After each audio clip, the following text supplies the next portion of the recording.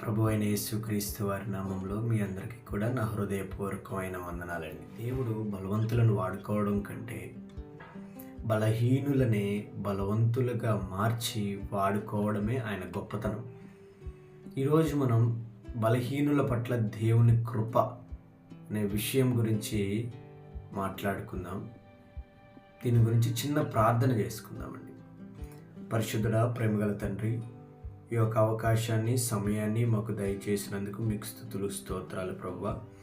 నేను ఈ వాక్యము చెబుతుండగానైనా మీ పరిశుద్ధాత్మను మాలో ఉంచి ఆయన మేము కాదు కానీ మీరే మాట్లాడమని, అనేకుల హృదయాలు కదిలించమని, ఈ వీడియో వీక్షిస్తున్న ప్రతి ఒక్కరూ కూడా ఆయన మారుటకు సహాయము దయచేయండి. మారు మనసును, రక్షణ భాగ్యాన్ని బిడ్డలకు దయచేసి ఈ వాక్యాన్ని మనస్ఫూర్తిగా వినుటకు సహాయము దయచేయమని అడిగి వేడుకుంటా ఉన్నాను ప్రభు.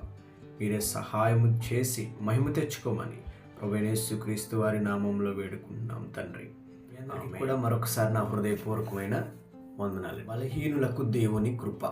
వాక్య భాగంలోనికి వెళ్ళినట్లయితే 2 కొరింథీలు 12వ అధ్యాయము 9వ వచనం చదువుకుందుకు నా కృప నీకు చాలును, బలహీనత యందు నా శక్తి పరిపూర్ణమగుచున్నదని ఆయన నాతో చదువుకున్నటువంటి ఈ యొక్క వచనంలో నుంచి మనం తెలుసుకున్నది ఏంటంటే, అపోస్తులుడైన పౌలు గారు తనకున్న ఒక కష్టాన్ని తీసేయమని దేవుణ్ణి అడిగినప్పుడు ఆయన ఆ కష్టాలన్నీ తీసేయలేదు, కానీ వాటిని భరించే కృపనిచ్చారు. అర్థమవుతుందండి? ఆ కష్టాలన్నీ తీసేయలేదు, కానీ వాటిని భరించే కృపను అపోస్తులుడైన పౌలు గారికి దయచేశారు. నేను మీకు చెప్పాలనుకుంటున్న విషయం ఏంటంటే, ఈరోజు మన పరిమితులు దేవునికి తెలుసు అనే విషయాన్ని మనం తెలుసుకోవాలి. మన పరిమితులు దేవునికి తెలుసు. మనం ఏదో పర్ఫెక్ట్ అని లేదా మనం ఏదో కరెక్ట్గా ఉన్నామని ఆయన మనల్ని పిలుచుకోలేదు.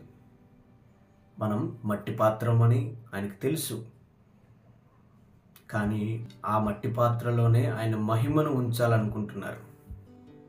మనలో చాలామంది కూడా మనలో ఉన్నటువంటి లోపాలను చూసి భయపడుతూ ఉంటాం కదండి.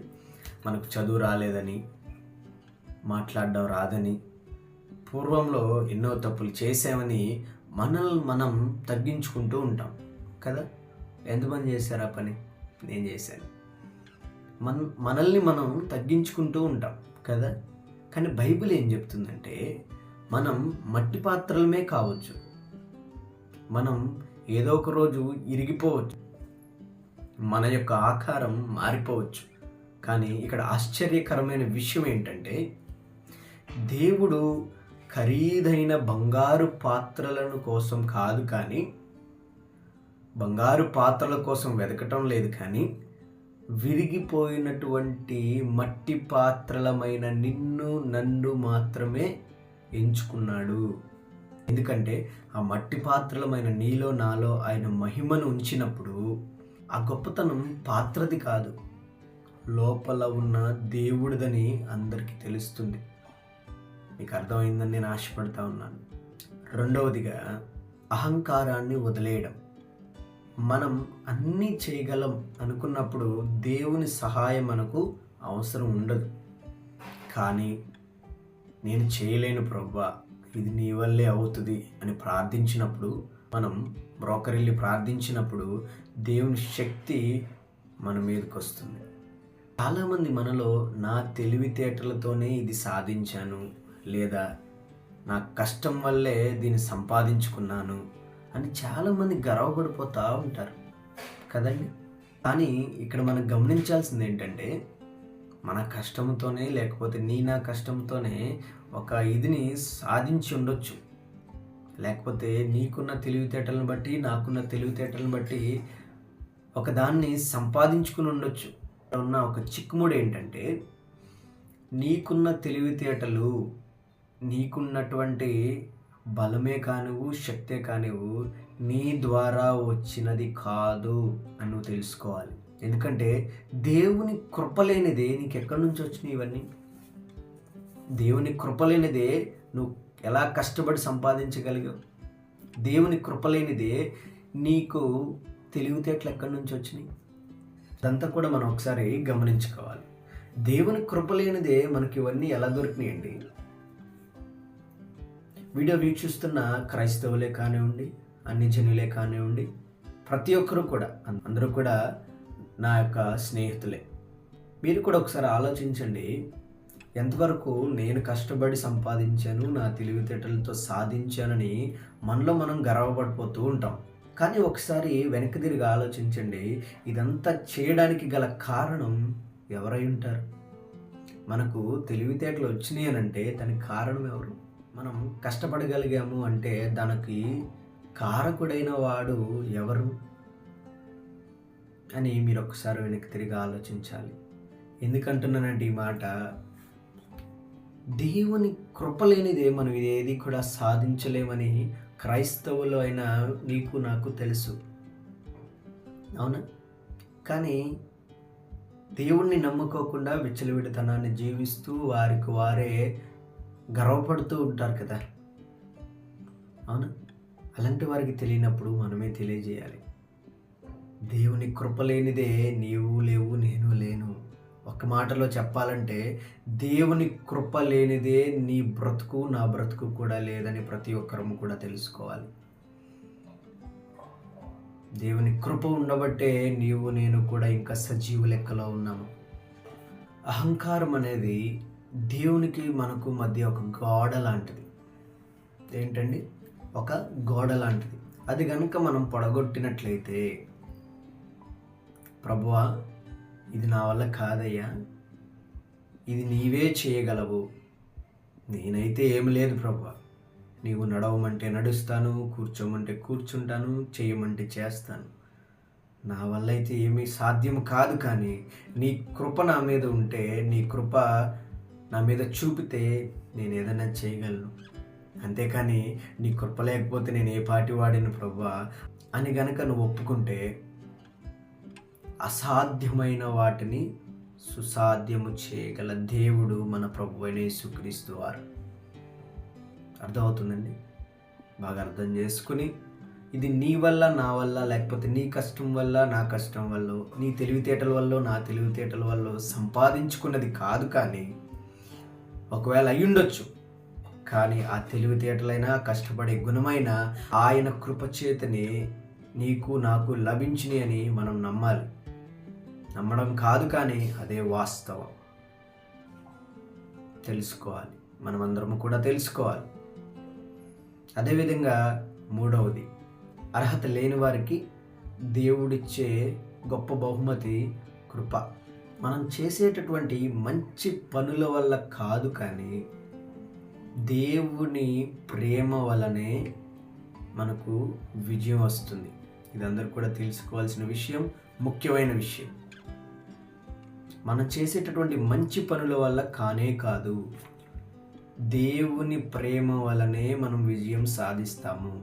చాలామంది అనుకుంటా ఉంటారు, నేను గుడుల దగ్గర లేకపోతే బడుల దగ్గర అనేక మందికి ఆహారం పెట్టించాను, లేక అనేక మందికి ఆర్థికంగా సహాయపడ్డాను, లేదా అనేక మందికి ఇది చేశాను అది చేశానని గర్వపడిపోతూ నేను విజయం సాధించానని అనుకుంటా ఉంటారు.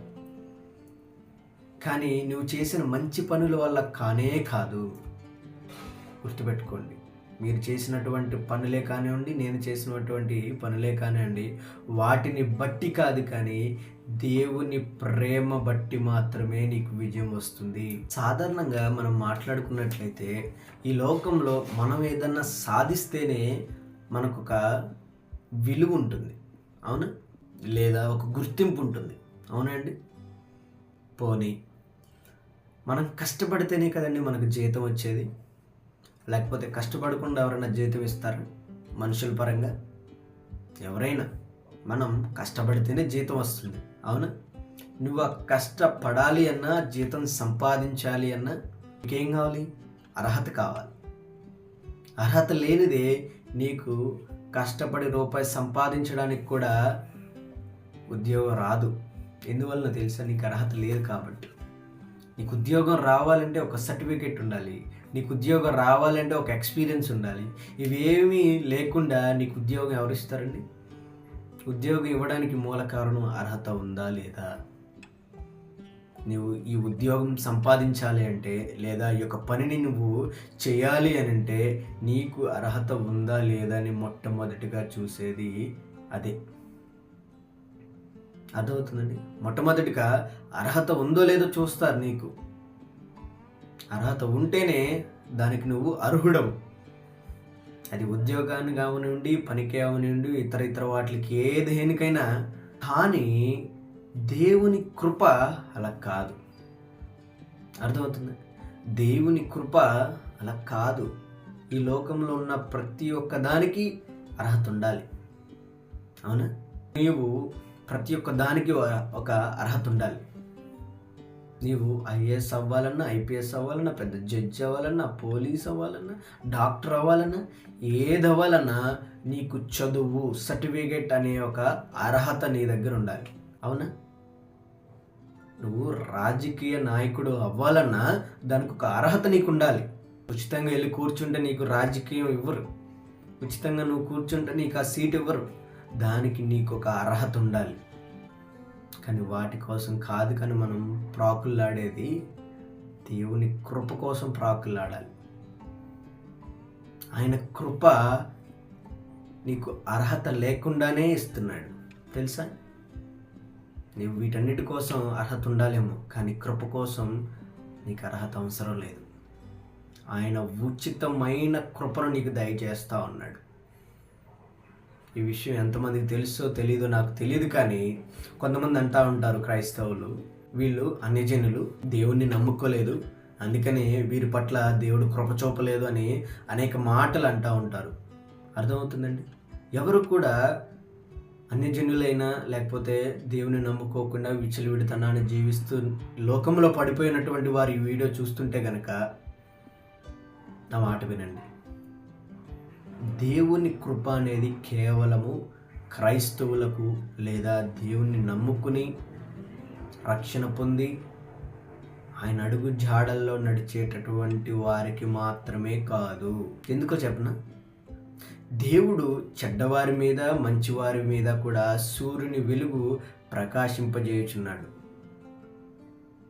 దేవుడు నీతిమంతుల మీద, అవినీతిమంతుల మీద కూడా వర్షము కురిపిస్తూ ఉన్నాడు. ఎందుకంటే ఆయన ముందు మన అందరం కూడా సమానులమే. ఆయన మన తండ్రి, మనమంతా కూడా ఆయన యొక్క కుమారులము, కుమార్తెలము. మనుషుల మధ్య భేదాలు ఉంటాయేమో, కానీ దేవునికి అలా భేదాలు ఉండవండి. దేవుడు మనల్ని ఎంతో ప్రేమిస్తూ ఉన్నాడు.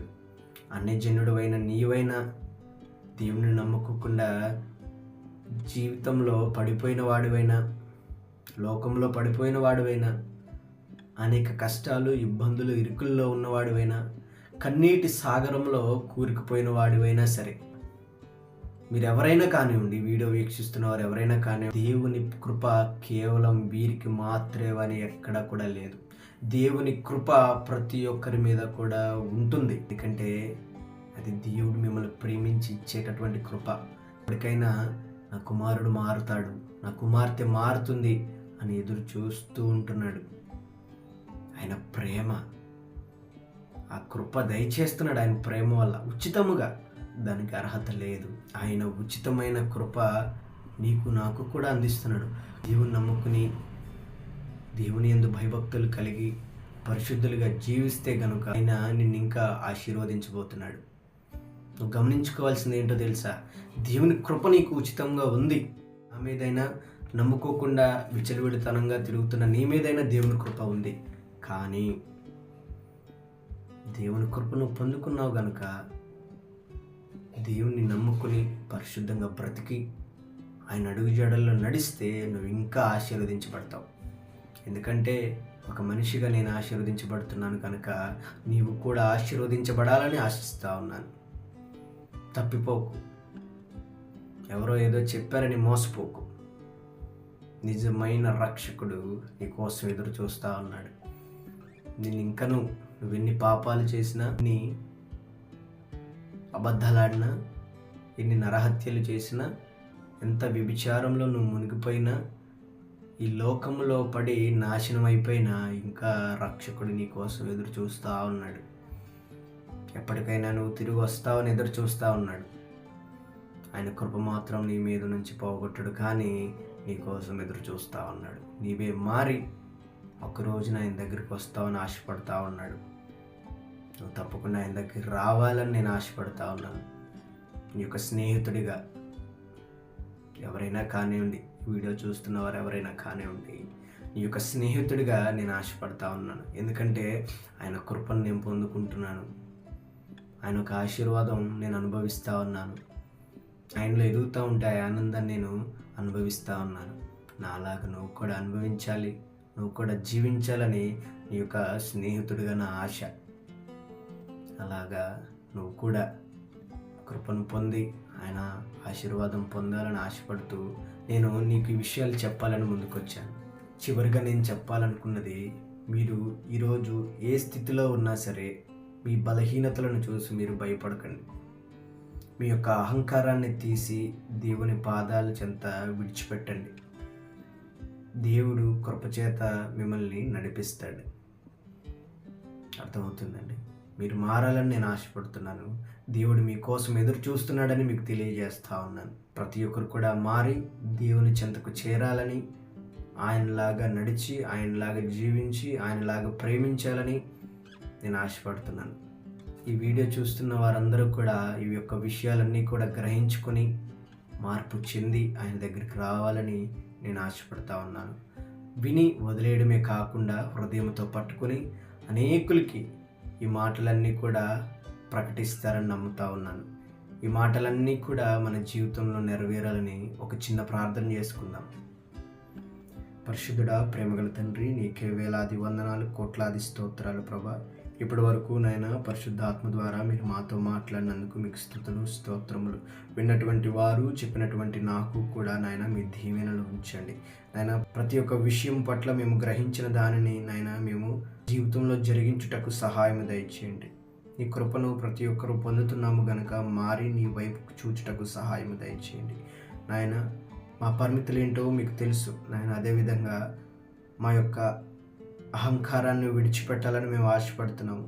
ఏదైనా నీవే చేయగలవు ప్రభువా, మా వల్ల అయితే ఏమీ కాదు. నీవే చేయగలవు గనుక, నీ కృప ఉంది గనుక మేము ఏదైనా సాధిస్తున్నామయ్యా. నాయన అహంకారాన్ని విడిచిపెడుతున్నామయ్యా, సహాయం దయచేయండి. నాయన బలహీనుల పట్ల నీ కృప ఉందని మేము నమ్ముతున్నాము. కేవలము నిన్ను నమ్ముకున్న వారి పట్లే కాకుండా ప్రతి ఒక్కరి మీద కూడా సమానముగా నీ కృప పంచుతున్నావు అని మేము నమ్ముతా ఉన్నాము. సహాయం చేసి మహిమ తెచ్చుకొని ఈ వింటున్న మాటలన్నిటి పట్ల నేను మేము మనసులో స్థిరపరచుకొని అనేకులకు ప్రకటించుటకు సహాయం దయచేయమని, ఈ వీడియో వీక్షిస్తున్న ప్రతి ఒక్కరిని కూడా మీరు దీవించి ఆశీర్వదించి వారి ఆర్థిక స్థితులను, అనారోగ్య సమస్యలను తీసివేయమని, నీ వైపు చూచుటకు సహాయం దయచేయమని ప్రభువైన యేసుక్రీస్తు వారి నామములో అడిగి వేడుకుని ప్రార్థిస్తున్నాం తండ్రి.